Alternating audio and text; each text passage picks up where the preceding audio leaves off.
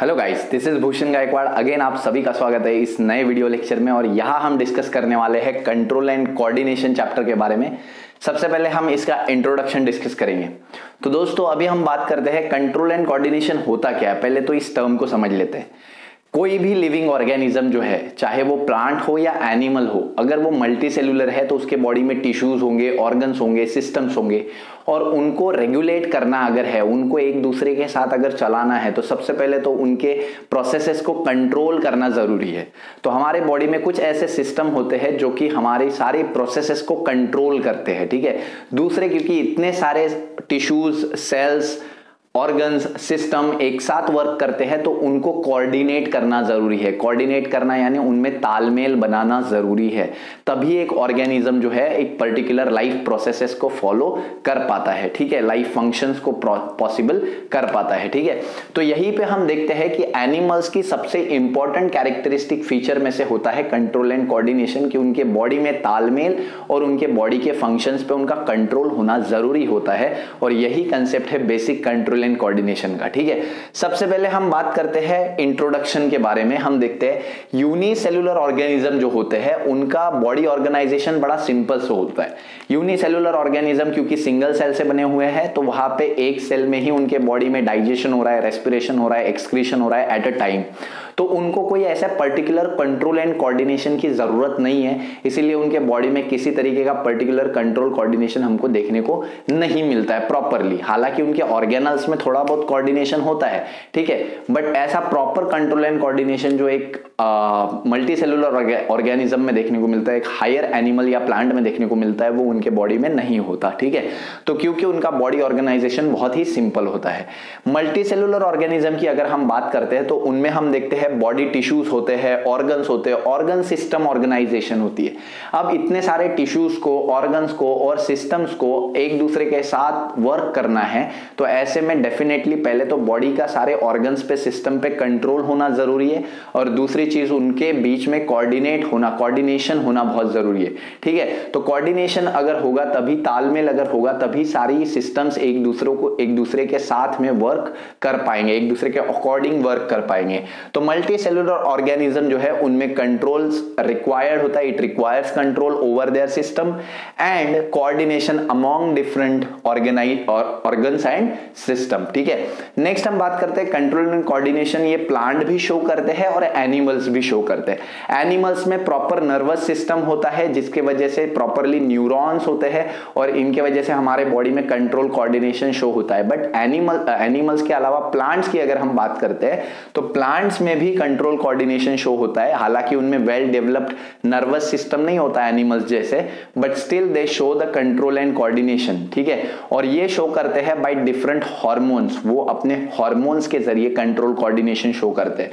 They show various movements including some chemicals। तो chemicals like hormones act करते हैं उनके बॉडी पे, जिनके वजह से ये कुछ मूवमेंट्स शो करते हैं जो कि इनके कंट्रोल कोऑर्डिनेशन में आते हैं, ठीक है। जैसे फोटोट्रॉपिक मूवमेंट हम देखते हैं, हमेशा प्लांट जो है वो लाइट के डायरेक्शन में ग्रो होते हैं। Always plant grows in the direction of light, mainly sunlight, ठीक है। तो इसको फोटोट्रॉपिक मूवमेंट बोलते हैं। कीमोटैक्टिक मूवमेंट, प्लांट के कुछ ऐसे स्ट्रक्चर होते हैं जो केमिकल्स को सेंस करके केमिकल्स के डायरेक्शन में ग्रो होते हैं।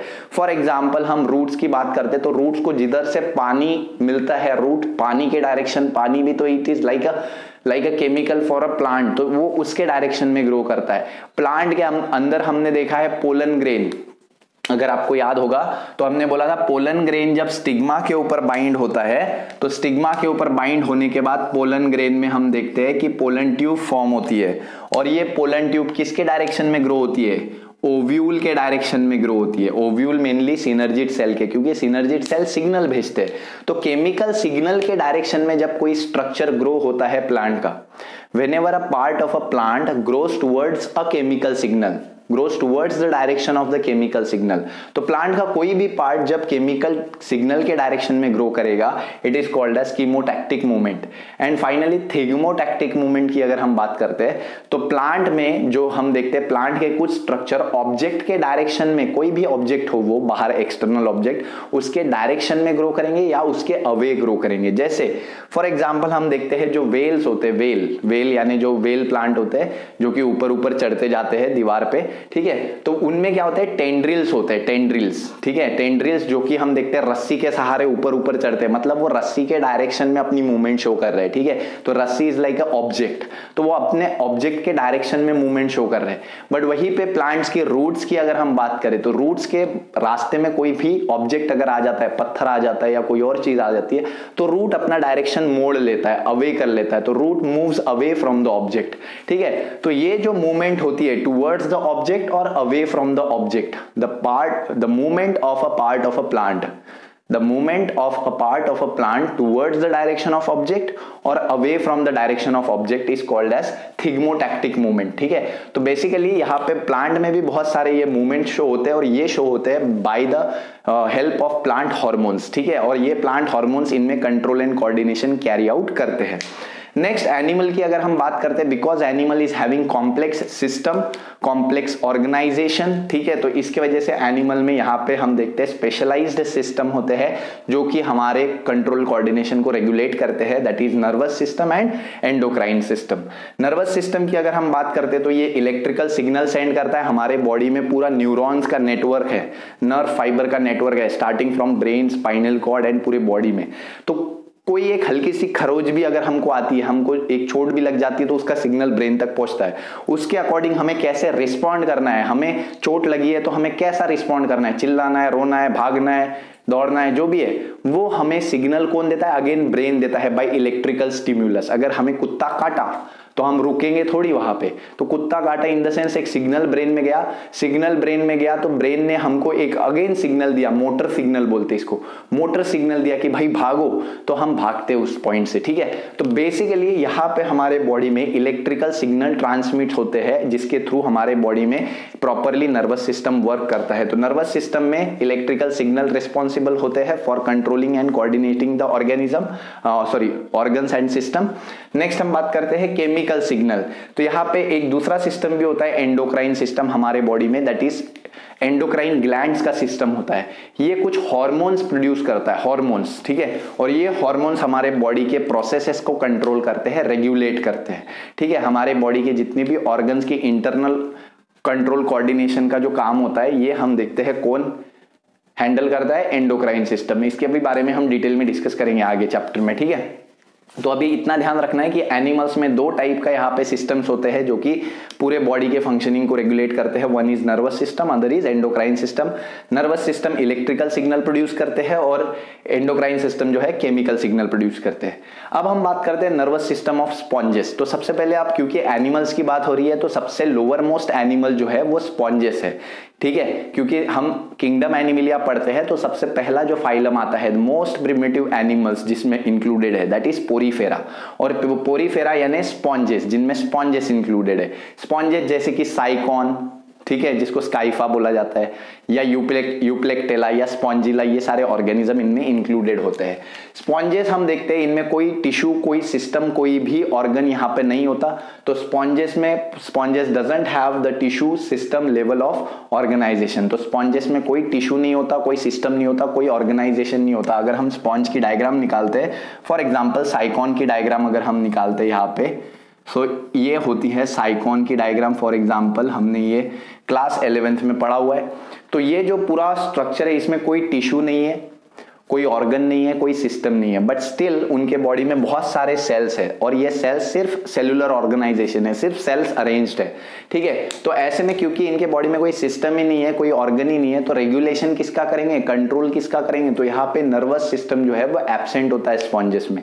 पर्टिकुलर कंट्रोल एंड कोऑर्डिनेशन इनमें भी शो नहीं होता, बट इनमें भी इनकी लाइफ प्रोसेसेस इनको भी कंटिन्यू करनी है. तो इसके लिए ये क्या करते हैं, to bring about efficient working these animal shows division of labour. ये डिवीजन ऑफ लेबर शो करते हैं, मतलब ऑर्गेनिज्म के कुछ सेल डाइजेशन का काम करेंगे, कुछ सेल एक्सक्रीशन का काम करेंगे, कुछ सेल रेस्पिरेशन का काम करेंगे। तो they have the different function for different types of cell, ठीक है। तो उन्होंने क्या किया है, that is the cells are specialised to perform different functions. तो यहाँ पे कोई पर्टिकुलर ऐसा नर्वस सिस्टम तो वर्क नहीं करता, बट सेल्स को ही अपना अपना एक अलग फंक्शन दिया है और उस हिसाब से वो वर्क करते हैं। अब ये तो हो गई स्पॉन्जेस की बात कि स्पॉन्जेस में भाई नर्वस सिस्टम होता ही नहीं, इसी वजह से यहाँ पे ये जो है यहाँ पे कोई कंट्रोल कोऑर्डिनेशन पर्टिकुलरली ये शो नहीं करते। बट हायर एनिमल्स की अगर हम बात करते हैं, जो लार्ज एनिमल होते हैं इंक्लूडिंग ह्यूमन बींग्स, उनमें हम देखते हैं टिश्यू होते हैं, ऑर्गन्स होते हैं, ऑर्गन सिस्टम ऑर्गेनाइजेशन होता है। तो ऐसे में they must work in coordination, उनको कोऑर्डिनेशन में काम करना बहुत जरूरी है, ठीक है, for the smooth functioning of internal body. और साथ ही में जितने भी हायर ऑर्गेनिज्म है, they must be able to respond to their external stimuli. External stimulus कोई भी मिलता है, जैसे हमें दिखता है तो वो एक एक्सटर्नल स्टिमुलस है, सुनाई देता है स्टिमुलस है, अगर हमें चोट लग जाती है, दर्द होता है, दैट इज एक्सटर्नल स्टिमुलस। तो ये सारे एक्सटर्नल स्टिमुलस के अकॉर्डिंग हमें रिस्पॉन्ड करना जरूरी होता है, as well as to the changing environment. Environment के चेंजेस के अकॉर्डिंग भी रिस्पॉन्ड करना एनिमल को जरूरी होता है। एक एनिमल के कैरेक्टरिस्टिक फीचर में आता है that the animals organ or body should must work on coordination as well as they should respond to the external stimuli and changing environment. Next, in lower animals हम बात करते हैं जिनकी हम अभी स्ट्रक्चर पढ़ने वाले अगले वीडियो लेक्चर में, that is hydra and planaria. तो ये जो लोअर ऑर्गेनिज्म है हाइड्रा, प्लेनेरिया, इनमें सिर्फ और सिर्फ नर्वस सिस्टम सफिशिएंट होता है टू अचीव दिस फंक्शन। ये जो फंक्शन है इनको अचीव करने के लिए, यानी कोऑर्डिनेशन करवाने के लिए या एक्सटर्नल स्टिमुलाई को रिस्पॉन्ड करने के लिए, चेंजिंग एनवायरनमेंट को रिस्पॉन्ड करने के लिए इनके बॉडी में नर्वस सिस्टम काफी होता है, ठीक है। नर्वस सिस्टम वो फंक्शन संभाल लेता है अकेला। बट जो हायर एनिमल्स होते हैं उनमें ये पूरा जो सिस्टम होता है, ये दो सिस्टम रेगुलेट करते हैं, दो सिस्टम इन्वॉल्व होते हैं for achieving this function. One is the nervous system, जो कि हम देखते हैं इलेक्ट्रिकल सिग्नल प्रोड्यूस करता है, and the other is the endocrine system, जो कि हम देखते हैं केमिकल सिग्नल प्रोड्यूस करता है, ठीक है। तो ये दोनों सिग्नल मिलके पूरे बॉडी को कंट्रोल करते हैं, एज वेल एज सारे ऑर्गन्स एंड सिस्टम को कोऑर्डिनेट करने में हेल्प करते हैं। तो यहाँ पे हमारा ये जो इंट्रोडक्टरी पार्ट है इस चैप्टर का वो खत्म हो जाता है। आई होप ये जो वीडियो लेक्चर है आपको समझ में आया होगा। अगर समझ में आया तो वीडियो को लाइक कर देना, ठीक है, और चैनल पे नए होंगे तो चैनल को शेयर करना, सब्सक्राइब करना, ठीक है, बेल आइकन को प्रेस करना ताकि नए नए वीडियोस के नोटिफिकेशंस आपको आते रहे, ठीक है। आज के वीडियो लेक्चर में इतना ही। नेक्स्ट वीडियो लेक्चर में हम बात करेंगे स्ट्रक्चर ऑफ प्लेनेरिया के बारे में, और structure of nervous system of planaria. तो नर्वस सिस्टम ऑफ प्लेनेरिया के बारे में हम बात करेंगे, और नर्वस सिस्टम ऑफ हाइड्रा के बारे में बात करेंगे। तो नेक्स्ट वीडियो लेक्चर के लिए बने रहिए, स्टे ट्यून्ड। तब तक के लिए goodbye, thank you very much.